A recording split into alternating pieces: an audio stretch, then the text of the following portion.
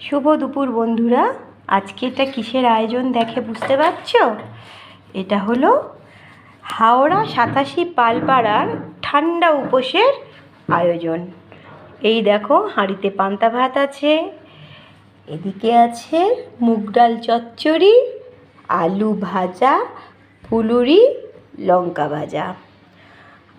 আমাকে একজন মাসিমা বলেছিলেন ঠান্ডা উপোসের দিন নাকি চপ, বেসন এইসব খেতে নেই। বেসন তো মটর ডাল অথবা ছোলার ডালের হয়, অতএব গোল জিনিস কিছু খেতে নেই। সেই থেকে আমি আর ঠান্ডা উপোসের দিনে চপ, ফুলুরি এইসব খাই না। এটা যে দেখছো, এটা হচ্ছে আমার বরের জন্য। আরও আনা হয়েছিল, আমার ছেলে মেয়ে খেয়ে নিয়েছে। আর ওইটা রাখা হয়েছে আমার বরের জন্য। এগুলোও খাবে, আবার চপও খাবে।